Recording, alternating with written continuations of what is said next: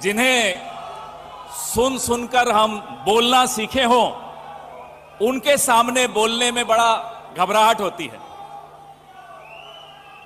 आज मुझे यह अवसर मिला कि जिन सोनिया गांधी जी को हम सुन सुनकर प्रेरित होते थे, आज उनके आशीर्वाद से मैं 85वें महाधिवेशन में बोल रहा हूं।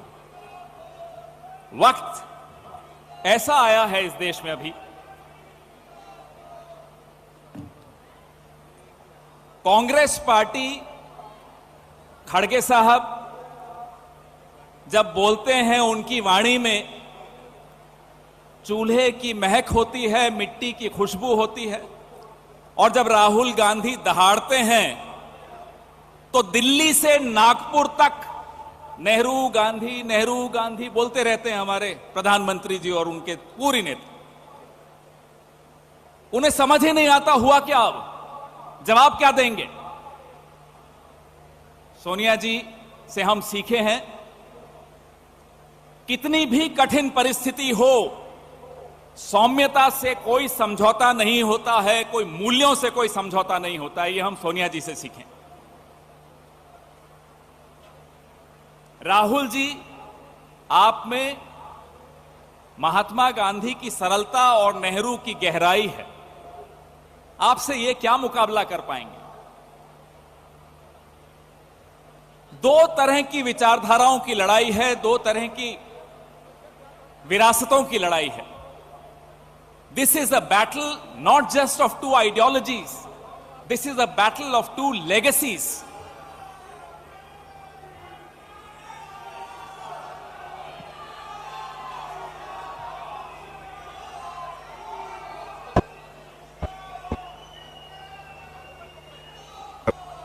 बीजेपी तो जब मैं आपसे कह रहा था कि ये दो विरासतों की लड़ाई है, जड़ें जोड़ती हैं और शाखाएं बांटती हैं। हमारी जड़ों से इनको नफरत है, क्योंकि हम जोड़ने की बात करते हैं।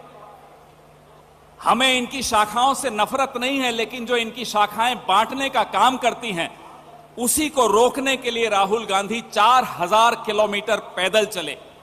हम भी आराम उठा सकते थे घर पे रहकर, क्या जरूरत थी राहुल गांधी जी को इस तरह से पैदल चलने की, लोगों से मिलने की, इतना संघर्ष करने की।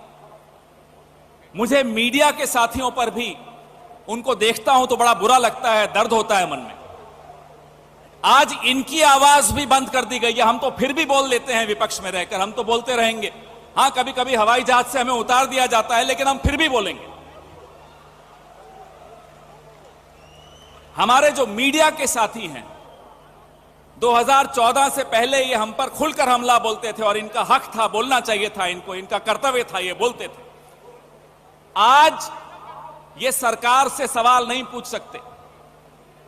सरकार से पूछना तो छोड़ दीजिए, ये हमसे ही सवाल पूछते हैं। चलिए, आपका स्वागत है, आप हमसे सवाल पूछिए, हमें कोई आपत्ति नहीं है। कल प्रेस वार्ता कर रहा था, मुझसे सवाल पूछा कि राहुल गांधी जी दाढ़ी कब हटाएंगे। वैसे राहुल जी, आपकी जो दाढ़ी है ना, ये करोड़ों लोगों के संघर्ष की दास्तान इस दाढ़ी में दिखाई देती है, जो आपसे मिले थे भारत जोड़ो यात्रा के दौरान। इस दाढ़ी को जब देखते हैं तो पिछले 9 साल का सफर, इस देश के नौजवान, बेरोजगार नौजवान, इस देश के जूझते हुए व्यापारी, इस देश का मीडिया, हम सब का सफर दिखता है इस दाढ़ी में। हम देख रहे थे आप कैसे करोड़ों लोगों से मिलते थे, उनका दर्द सुनते थे, उनका दुख बांटते थे। बार बार घंटी बज रही है, लेकिन यह बात जरूरी है कि ये जो लड़ाई है, मध्यवाद की लड़ाई, लेफ्ट और राइट दोनों से होती आई है। जो सेंट्रिज्म है, सेंट्रिज्म दोनों का सम्मिश्रण है, लेफ्ट का भी और राइट का भी। यह देश मध्यवादी देश है, कांग्रेस पार्टी मध्यवादी पार्टी है। इस देश का संवैधानिक मूल्य जो है, जो ढांचा है, वो भी मध्यवादी है। हमारी किसी से लड़ाई नहीं है कि हम लेफ्ट के खिलाफ हैं या राइट के खिलाफ हैं। हम एक्सट्रीम लेफ्ट के खिलाफ हैं, हम एक्सट्रीम राइट के खिलाफ हैं। तीसरी बार घंटी बजी है और रणदीप जी बार बार मुझे आंखें दिखा रहे हैं, लेकिन इस लड़ाई में हम पीछे हटने वाले नहीं हैं। और तो क्या होगा, एक दो बार और हवाई जहाज से उतार देंगे, हम उतर जाएंगे, लेकिन लड़ते रहेंगे, आपकी आवाज उठाते रहेंगे, ये हमारा वादा है। क्योंकि मेरा नेता राहुल गांधी, मेरी नेता प्रियंका गांधी, मुझे आज तक वो डरते हुए नहीं दिखे, तो हम क्यों डरें? हम भी नहीं डरेंगे, लड़ेंगे, लड़ेंगे और जीतेंगे। जय हिंद, जय कांग्रेस।